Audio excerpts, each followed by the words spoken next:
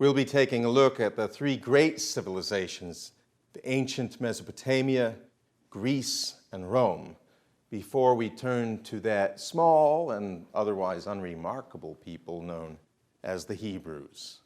Those Hebrews produce very little by way of great art. They do not conquer distant lands. They invent no new tools, but these people, the Hebrews, chosen of God, changed the history of the world irrevocably. In order to see how they do that, the radical change that they bring, we must first see what is happening to their neighbors, the world that the Hebrews are born in. And first of all, we'll look at that early cradle of civilization, Mesopotamia. The name is from the Greek. It means that land between the rivers. Famous fertile crescent between the great rivers, the Tigris and the Euphrates. Before we do this, I need to deal with a fundamental question. What is civilization to begin with? Now, we need, I think, here to distinguish between civilization and culture.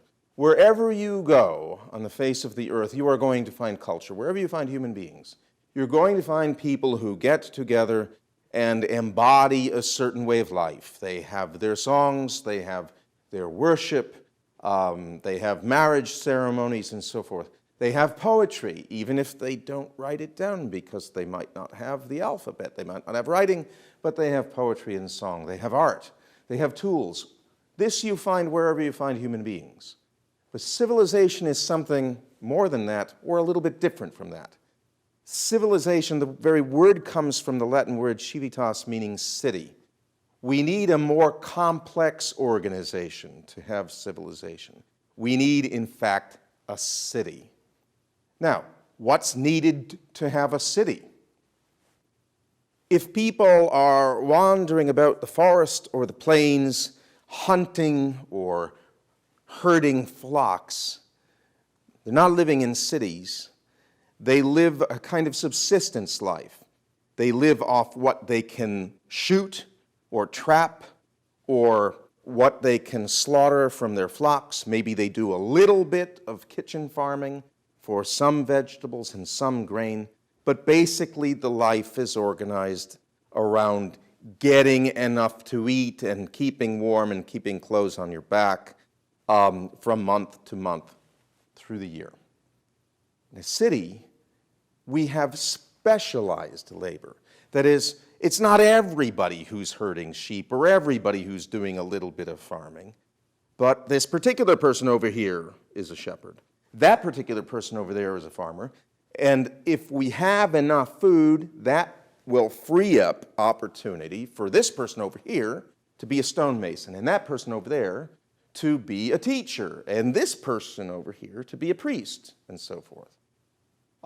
We have division of labor in the city, and the division of labor would, in short order, be reduced to chaos if there weren't also law, not customs passed down by word of mouth from generation to generation. That's wonderful.